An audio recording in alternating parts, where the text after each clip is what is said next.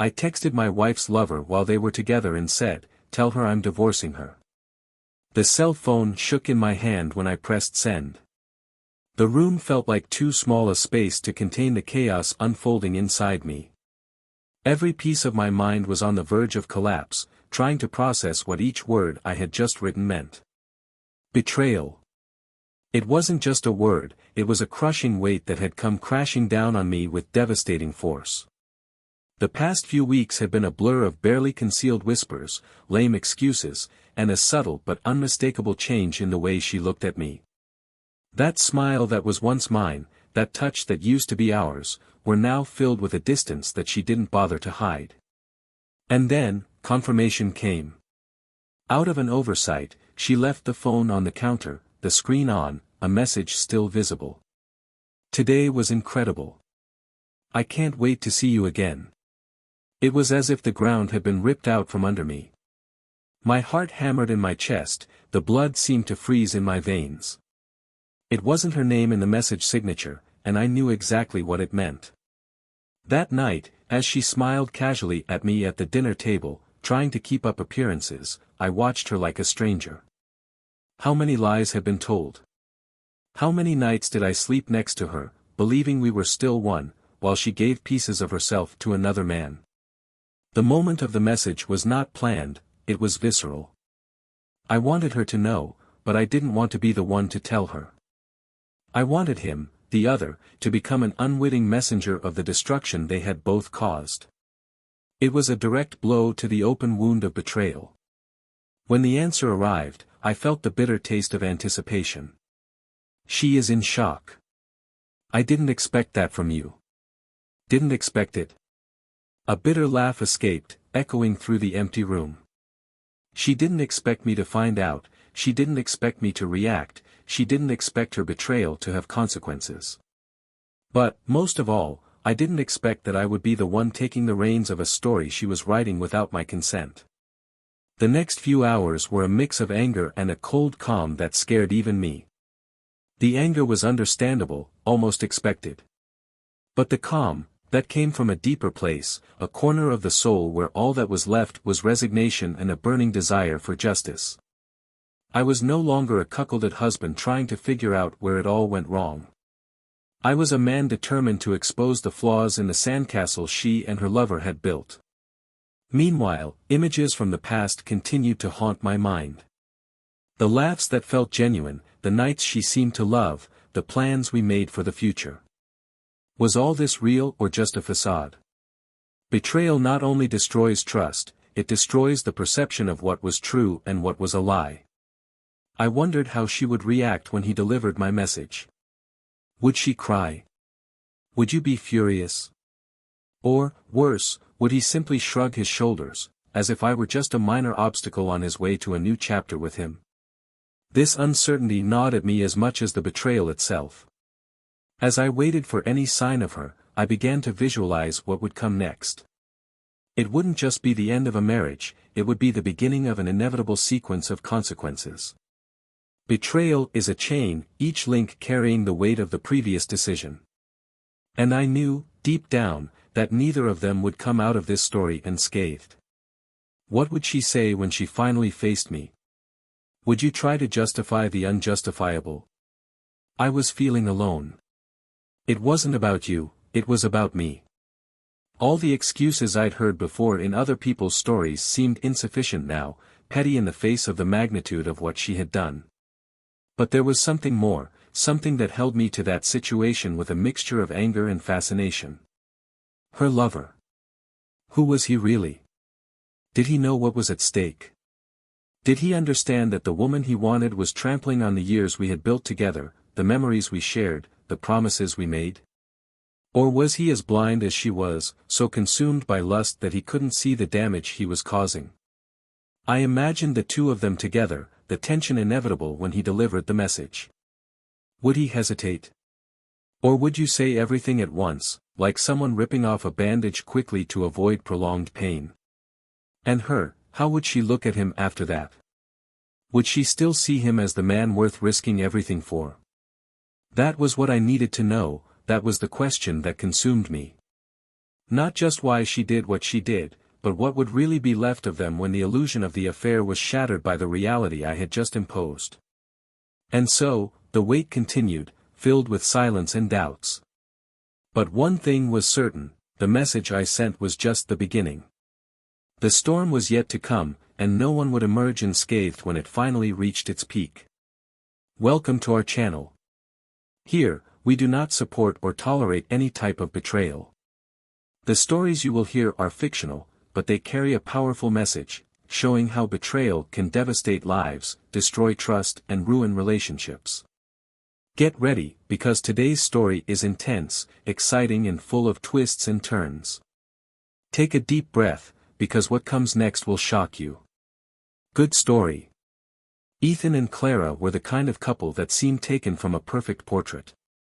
Married for 12 years, they had built a life together that many would consider enviable. He, a dedicated architect, was known for his attention to detail and his ability to transform ordinary spaces into functional works of art. Clara, in turn, was a creative entrepreneur who had turned her passion for design into a successful business, running a decoration store that enchanted customers with its mix of charm and elegance. Together, they had achieved a comfortable home and built a routine that, to those observing from the outside, seemed solid and happy. Their home was a clear reflection of what they had built together, spacious, welcoming, and full of personal touches that Clara added with care. The garden was Ethan's favorite retreat, a space where he could disconnect from the pressures of work and focus on something simpler but equally rewarding. For Clara, the kitchen was a special place, where she enjoyed experimenting with recipes and creating dishes that brought the family together around the table. On weekends, the atmosphere was filled with laughter, delicious aromas, and a lightness that seemed constant. However, behind the well-decorated walls and warm smiles, there was something that not even Ethan or Clara could clearly identify. The relationship, although stable, had acquired a routine tone. It wasn't a lack of love, but perhaps intensity. Time, responsibilities, and the search for professional success had transformed gestures of affection into mechanical habits. The "I love you" before bed, which once carried weight and emotion, was now almost like an automatic ritual. Ethan noticed this in subtle moments, like the distracted way Clara responded to conversations or the distant look she sometimes showed. Clara, in turn, noticed that Ethan's spontaneous compliments were becoming increasingly rare. Despite this, there were genuine moments that reminded them both why they were together. The wedding anniversary, celebrated recently, was one of those moments. Ethan had planned a special dinner, reserving a table at Clara's favorite restaurant and presenting her with a delicate necklace that seemed to capture the light in a unique way. Clara, moved, thanked him with a kiss that seemed to regain the lost intensity. For a few hours, the two reconnected, and the world beyond that table ceased to exist. But when they returned home and routine surrounded them again, the glow of that night began to dissipate, like smoke in the wind. Ethan's days were filled with tight deadlines and demanding clients. He left early and returned late, often too exhausted for long conversations or displays of affection. Clara, on the other hand, divided her time between the store and social events, which she considered important to maintain the relevance of her business. It was at these events that she shined, always surrounded by praise and lively conversations, but it was also there that she began to feel the weight of something she couldn't name. She liked attention, and the lack of it at home made her look for validation in the smiles and looks of others that shouldn't matter, but did. Ethan, even if he didn't verbalize it, also felt the impact of this disconnection. Sometimes he would wake up in the middle of the night and look at Clara, asleep next to him, trying to remember the exact moment they started to move away. He knew he loved her, but he also knew that love alone wasn't always enough. There was a growing distance between them, a gap that neither of them seemed to know how to bridge. However, Ethan believed that it was something transitory, the result of everyday pressures, and that everything would adjust over time. Clara wasn't so sure. She carried within her a restlessness that she couldn't fully explain. Sometimes, as she rearranged the store or walked the neighborhood streets, her mind wandered to places that left her with a mix of guilt and excitement. They were passing thoughts, but they planted seeds of doubt. What was missing? Was she to blame for the relationship's stagnation, or was it something beyond her control? The arrival of autumn brought with it a subtle change in their dynamic. The falling leaves and cooler air seemed to carry a symbolism that Clara noticed first. She started making small changes to the house, like changing the curtains in the living room or rearranging the furniture, something she did whenever she felt the need to renew something, even if it was just the space around her. Ethan, noticing these changes, wondered if this was a reflection of something bigger. He tried to get involved, helping her with the boxes or giving her opinion on colors, but he felt that each gesture was met with a polite smile, not with the enthusiasm he had used before. Still, there were ties that held them together. Mutual friends, family commitments, plans for the future. They talked about trips they would take together and discussed projects for the house, such as building a larger outdoor area. These moments, although brief, were enough to convince them that, despite everything, they were still on the same path. It was a relief to Ethan, who clung to these signs as proof that things weren't as bad as they sometimes seemed. For Clara, they were reminders that, even in the midst of uncertainty, there was something valuable to be preserved. However, fate has a peculiar way of testing even the strongest foundations. Small deviations can turn into irreversible forks. The apparent tranquility that Ethan and Clara maintained was, in fact, a fragile surface, and any sudden movement could break it. Clara's phone had been ringing more frequently in the last few weeks, always with notifications that she quickly glanced at and put away without commenting. Ethan, on the other hand, was absorbed by a challenging project that required more of his time and energy than he would have liked. When they were together, conversations were short, and the silence, once comfortable, now seemed to carry something that they both avoided naming. And so, the days went on, each one immersed in their own worries, while the distance between them seemed to grow imperceptibly.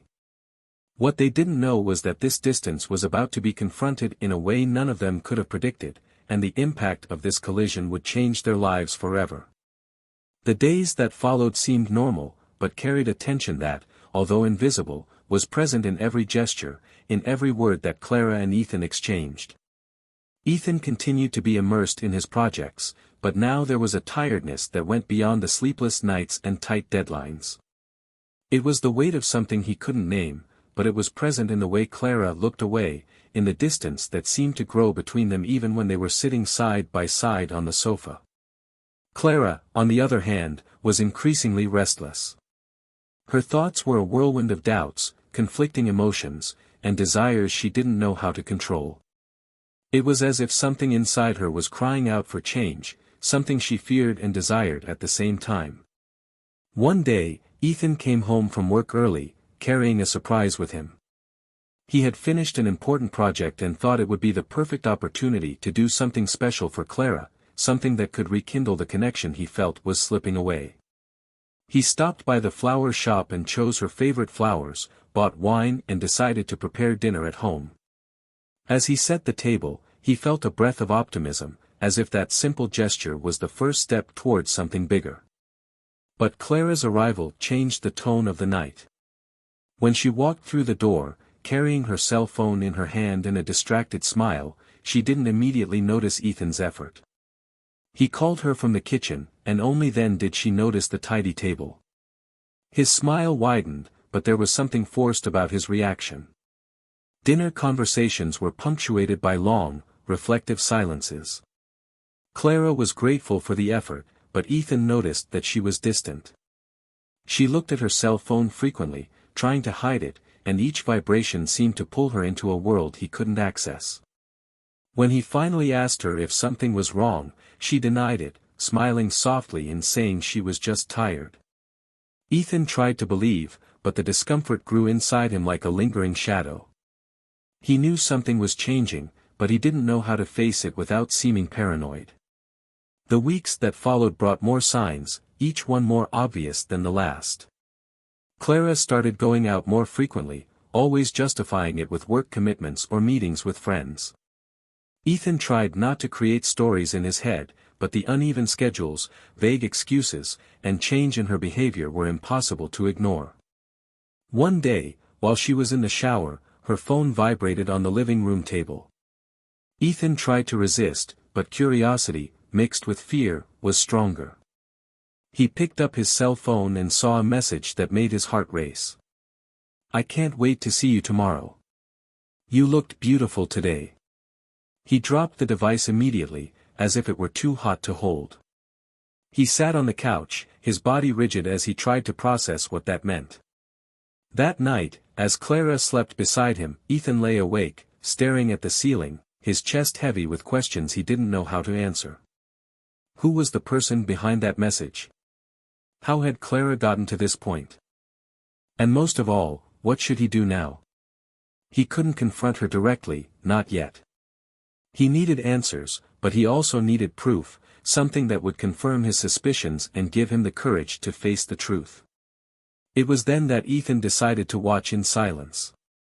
He began to pay more attention to the small changes, the clothes that Clara chose more carefully, the more intense perfumes, the frequency with which she checked her phone, even the tone of voice she used when justifying her absences. Every detail seemed to confirm what he feared, but there was still a part of him that wanted to believe that he was mistaken, that this was all the result of his own insecurity. The truth, however, did not take long to reveal itself. One Friday afternoon, Clara said she would need to stay late at the store, something she had done a few times in recent weeks. Ethan, overcome by an impulse he himself didn't fully understand, decided to check it out for himself. He parked the car at a safe distance and waited, watching the brightly lit storefront. After some time, he saw Clara leave, but she was not alone. A man accompanied her, and the two seemed intimate in a way Ethan had never seen. They laughed, walking side by side, until the man placed his hand gently on her waist. Clara didn't back down. On the contrary, it seemed comfortable, as if the gesture were familiar. Ethan froze, his heart beating so hard he felt every pulse in his ears. He followed them from a distance, trying not to be seen, until they entered an inconspicuous cafe. He parked and stayed in the car, watching through the window. The man held Clara's hand across the table, and the expression on her face was something Ethan hadn't seen in a long time: happiness. A happiness that was not linked to him. When they finally left, Ethan followed them again. The path led to a small, reserved hotel. When he saw the two enter together, something inside him broke. He didn't need anything else. Here was the confirmation he feared and, at the same time, needed. He drove home automatically, without even remembering the route. The weight of betrayal, now real and undeniable, pressed against his chest, making it difficult to even breathe. At home, Ethan didn't cry. The pain was too deep for tears. He sat on the couch, staring into space, as anger and sadness mixed together in a whirlwind of emotions that he didn't know how to control. He knew that from that moment on, nothing would be the same, and that the choice he would make now would define not only the future of his marriage, but also his own. Still, there was something he didn't know. Something Clara was hiding, something that would change everything in ways neither he nor she could predict. And this revelation, when it came to light, would be more devastating than he ever imagined. Ethan watched Clara as she packed her bag, a simple task that seemed to take up all of her attention. There was a calmness in Clara's expression that left him perplexed, almost enraged. How could she act like everything was normal when the weight of her betrayal was still crushing his chest? He had waited for the right moment, a moment where the words burning inside him could be said without them sounding like an impulsive attack. That moment had arrived. He called her name, his voice firmer than he expected. Clara looked up, surprised by the different, almost authoritarian tone she rarely heard from him. She hesitated, as if she knew something more was coming. Ethan crossed his arms and took a deep breath before he began, each word carrying the weight of sleepless nights, gnawing doubts, and the unbearable pain of knowing that the woman he loved had walked away from him in an irreversible way. "I know about you and the other man," he said, bluntly. Clara froze, her eyes wide with surprise, but she soon tried to regain her composure. closing her bag slowly as if that gesture could protect her from the storm that was forming in front of her. Ethan didn't give her time to react. I saw you. At the cafe. At the hotel. There's no denying it, Clara. I know everything. The room was silent for a long moment, so silent that the sound of the clock on the wall seemed deafening. Clara opened her mouth to speak, but no words came out. She looked at Ethan as if searching for a trace of empathy, something that might soften the impact of what she was about to say. But his gaze was cold, impenetrable, a perfect reflection of the pain he felt. I'm not going to lie, she began, her voice hesitant, broken. But I need you to understand. I didn't plan this, I didn't look for this. It happened, Ethan, and I'm sorry, I really am, but I don't know how to fix this. Ethan took a step forward, anger now beginning to escape through the tone of his voice. Fix it? Clara, you destroyed everything. You knew what you were doing. Don't tell me it was an accident. Don't treat it like something that just happened. You chose this. You chose him. Why? Clara looked away, struggling to organize her thoughts. She knew that the right words didn't exist, that no justification would be enough. Ethan didn't want explanations, he wanted answers, and she didn't have any that could ease his pain. Finally, she took a deep breath and looked at him, her eyes full of tears that hadn't yet fallen. I felt alone. I felt like we were living separate lives under the same roof. And then he showed up. He made me feel alive again. It's not your fault, Ethan. It's mine. I know that. But because please believe me when I say I never wanted to hurt you. But it hurt, he replied, each word filled with bitterness. And it's not just that, is it? Because I know there's more. There's something you haven't told me, something you're still hiding. What else, Clara? What else have you done? The intensity in Ethan's voice seemed to squeeze the truth out of her, as if he knew that the weight Clara was carrying wasn't just that of betrayal. Clara hesitated again, panic now evident in her expression. She knew she could no longer hold back what she had been trying to hide, but she also knew that telling the truth could destroy any chance of redemption. Finally, she took a deep breath, closing her eyes as if that could protect her from the impact of her own words. He knew I was married from the beginning, she admitted, her voice low, almost a whisper. And we weren't just the two of us. He was using me, Ethan. He knew about you, about your job, your position, and he pressured me to share things I never should have shared. Her words hit Ethan like a physical blow. He took a step back, his gaze now filled with disbelief. Are you saying that he knew who I was? That this was more than just an affair? That you let him into not just your life, but mine as well? Clara nodded, her eyes now filled with tears that finally ran down her face. I didn't know at first. I thought it was just, I don't know, a connection. But he started asking questions, wanting to know more. And I thought it was just curiosity. Until I realized it wasn't. Ethan, I'm sorry. I was an idiot. I was used. The anger Ethan felt now was almost unbearable.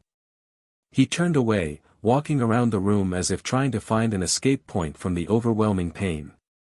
So you not only destroyed our marriage, but you also put my life, my job at risk? Why, Clara? Why would you do that?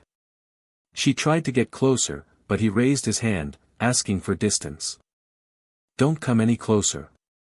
Not now. I can't even look at you. The silence that followed was almost palpable, filled with a tension that seemed ready to explode. Clara didn't know what to say or do, and Ethan felt that every second in that space shared with her was unbearable. Finally, he turned to face her again, his face hardened but his eyes shining with a pain he couldn't hide. You destroyed everything, Clara. And now, I don't know how to start picking up the pieces. But one thing I know, it won't stay like this. He's going to pay for this. You're both going to pay. Ethan's final words echoed in the room like a final blow, leaving Clara silent, not knowing how to respond. She knew that nothing she said could change what had happened, and the only thing left now was to wait for the inevitable. Ethan left the house without looking back, the car keys twirling in his hand as he took deep breaths in an attempt to control the storm inside him. The night was cold, and the biting wind seemed to match him with the feeling of emptiness he carried. He didn't know where he was going, but he knew he needed to get out. Clara stood still in the center of the room, unable to move, as if every word Ethan said had driven a thorn into her skin. She sat on the couch, hugging her knees as she tried to hold back the tears that fell incessantly. But the truth is that there was no way to contain them. Everything she had hidden, everything she had done, was now exposed, and the intensity of Ethan's pain was just a fraction of the guilt that gnawed at her. Hours later, Ethan parked in front of the house of his closest friend, Daniel, someone he knew he could listen to without judgment. Upon opening the door, Daniel immediately noticed Ethan's expression, a mix of exhaustion, anger, and despair.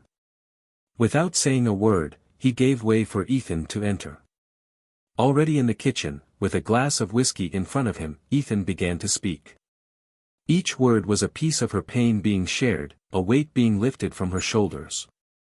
He told about the betrayal, about the sleepless nights, about the man that Clara brought into their lives and, finally, about the revelation that left him floored. Daniel listened intently, his jaw clenched as he tried to absorb what his friend was saying. You have to face him, Ethan. This guy knew exactly what he was doing. He didn't just cross the line, he destroyed everything you built with Clara. You can't leave it like this, Daniel said, his voice deep. Ethan nodded silently, his fingers gripping the glass so tightly he feared breaking it. The next morning, Ethan woke up on Daniel's couch, his mind still reeling from the events of the previous night. He knew he couldn't delay confronting the man who had infiltrated his life, but he also knew he needed to be prepared. He spent the day gathering the information he had, mentally reviewing every conversation, every detail that Clara had revealed during her confession. There were pieces that still didn't fit together, but he was determined to find the answers. As the day progressed, Ethan gathered courage and drove to the address he had found in Clara's messages. It was a small, discreet office, but the modern, well-kept facade suggested that the man he was about to speak to was not just anyone. He entered, announcing himself at the front desk with a calm that contradicted the turmoil in his chest. Minutes later, he was taken to a private room, where the man was waiting for him. He was well dressed, with a confident expression that only increased Ethan's anger. So, you're Ethan, the man said, crossing his arms as he leaned against the table. I was already waiting for you. Ethan held back, taking a deep breath before answering. You knew exactly what you were doing, didn't you? It wasn't just an affair. It was manipulation. It was betrayal on every possible level. Who do you think you are to come into my life like that? The man didn't back down. He smiled slightly, a gesture that seemed as irritating as it was calculated. I'm someone who saw an opportunity. Clara was vulnerable. And you, too busy to notice. I just took advantage of what you left out. His words were like a slap in the face to Ethan, but they also confirmed something he already knew, that man was cold, calculating, and didn't feel an ounce of remorse. Ethan took a step forward, his gaze fixed on the man in front of him. You have no idea who I am, what I'm capable of. But I'm going to make sure you feel the weight of what you've done.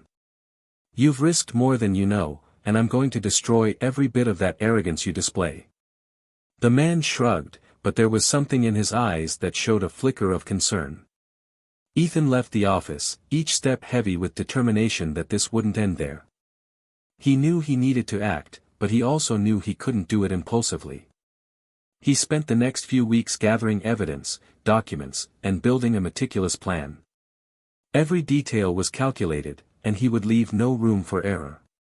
Meanwhile, Clara lived in a constant state of anxiety. She knew Ethan wasn't the type to leave something unfinished, and she feared both what he would do and what he was already feeling. She tried to keep busy, but every call, every knock on the door made her heart race. And then one night, she received an envelope. When he opened it, he found copies of messages, transactions, and documents that Ethan had discovered. There was also a short but impactful letter, handwritten by Ethan. "This is just the beginning," it said. Clara knew, at that moment, that there was no escaping the consequences of her actions. The final confrontation between Ethan, Clara and her lover was about to happen, and everyone knew there would be no return. The decisions each had made had led them to this point, and the outcome would be more devastating than either of them could have imagined.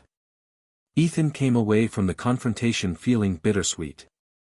Part of him felt that he had regained control of the situation, but the other part, deeper and silent, knew that the void left by the betrayal would never be filled in the same way. What was between him and Clara, even before the revelation, was already cracked. Now, these cracks had turned into impassable chasms. He drove aimlessly for some time, trying to organize the thoughts that seemed to collide inside his mind. The anger was still there, burning beneath the surface, but exhaustion was beginning to take over. It was a tiredness of the soul, as if the weight of everything I had discovered was too much to bear. Clara, in turn, could no longer escape the reality she had created. Ethan's message, the evidence sent and, most importantly, the blank look he carried, all of this haunted her. She tried to continue with her routine, but the store, which had once been a refuge, now felt like an oppressive place. Every client, every superficial conversation seemed like an affront to the gravity of what was happening in his personal life. She knew she needed a solution, but the options she had all seemed to lead to more pain, for both her and Ethan. A week after the office confrontation, Clara took the initiative to look for him. She knew there was little she could say to ease Ethan's suffering, but she needed to at least try. When he arrived at the house they still shared, he found an environment that seemed both familiar and strange. Things were in the same place, but there was something different, as if Ethan's presence had permeated the space with his pain and anger. He was in the living room, sitting in his favorite armchair, staring at the unlit fireplace. There was no surprise in his eyes when he saw Clara enter. It seemed like he already knew she would come sooner or later. Clara sat on the couch in front of him, keeping the distance she knew Ethan needed. The silence between them was heavy, almost suffocating, but she knew she needed to break it. With a low voice, almost a whisper, he began to speak. "I know I can't undo what I did. I know words aren't enough, but I need you to understand that I regret every decision that brought me here." Ethan didn't respond right away. He remained motionless, eyes still fixed on the fireplace. When he finally spoke, his voice was calm, but filled with a sadness that seemed infinite. "Regret doesn't fix anything, Clara. It doesn't erase what happened. It doesn't change how I feel. And it doesn't give me back what you took from me." Clara felt his words like a blow. She knew he was right, but the pain in his voice was unbearable. "I don't expect you to forgive me, Ethan. I don't expect things to go back to the way they were. I just needed to say it. Because even if it doesn't mean anything to you now, it does to me." He finally looked away from the fireplace, meeting her eyes. "Do you want to know what it really means, Clara? It means that I will never trust you again. That everything we built together now seems like a lie. And that, as much as I want to, I can no longer look at you without remembering everything you did." Ethan's words were like a final verdict, and Clara knew he was right. She hung her head, feeling the weight of her guilt crushing her even more. But before she could respond, Ethan continued. "And it's not just about you. It's about him too. This man, he didn't just destroy our marriage. He used me, he manipulated you, he put everything I built at risk. And I won't let it go unpunished." Clara looked at him, alarmed. "What are you going to do, Ethan? Please don't do anything that will hurt you more." He laughed, a bitter laugh that carried no joy. "Hurt? Do you think there is anything that could hurt me more than that, Clara? No. But I will make sure he feels at least some of the pain I feel. As Clara tried to digest Ethan's words, he got up and left the room, leaving her alone with her thoughts. She knew that Ethan was a man of calculated actions, who wouldn't do anything impulsive, but that didn't reassure her. Whatever he was planning, she knew it would be devastating. And somehow, she felt responsible, not just for the betrayal, but for everything that would follow. Ethan spent the next few days putting his plan into action. He knew he couldn't undo what had happened, but he could make sure the people responsible faced the consequences of their actions. He gathered evidence, made calls and built a network of contacts that allowed him to reach Clara's lover where he was most vulnerable, his career. Meanwhile, Clara was desperately trying to maintain some normality in her life, but the tension between her and Ethan made every day a challenge. The moral dilemma Clara faced was overwhelming. Part of her wanted to stop Ethan, to convince him that revenge wasn't the way to go, but another part knew he needed to do this to find some kind of peace. She was caught between her desire to protect him and her need to accept the consequences of her own actions. When Ethan's plan finally came to fruition, the repercussions were felt immediately. Clara's lover lost not only his position at work, but also his reputation. He was publicly exposed, his actions revealed in ways that left no doubt about the kind of person he was. Ethan felt a bitter satisfaction in seeing this happen, but he also realized that, as much as he wanted to, it didn't lessen the pain he felt. Clara, upon learning what Ethan had done, felt a mixture of relief and guilt. Relief because she knew the man deserved to face the consequences, but guilt because she knew Ethan was sacrificing his own peace of mind to seek revenge. The silence between them became even heavier, and Clara knew that no matter what happened next, their relationship had changed forever. And yet, there was something unresolved. Something they both knew they needed to face before they could move forward, each on their own path. Ethan felt tiredness finally taking over his body. It wasn't just physical, it was the weight of everything that had happened, the decisions I had made, the consequences I was facing. He was sitting in his office, hands resting on the table, staring at the papers in front of him. The bitter victory against Clara's lover did not bring the relief he expected. On the contrary, it had only reinforced the emptiness that now dominated his life. Everything he had built alongside her, the years of love, the shared memories, seemed to be nothing more than a fragile illusion that collapsed with a single choice. Clara was no longer in the house. She had left a few days ago, after a definitive conversation between the two. Ethan didn't scream, he didn't show anger, he just made it clear that there was no more room for her there. Clara, for the first time in a long time, didn't try to argue. She knew Ethan was right. Betrayal was not just a matter of actions, but of breaking something deep and irreparable. When she closed the door for the last time, she felt as if a part of herself was left behind, a part she would never get back. While Ethan tried to put his life in order, Clara looked for a place to start over. She rented a small apartment and, for the first few days, occupied herself with simple tasks, arranging the furniture, hanging pictures, trying to create a home amidst the internal chaos.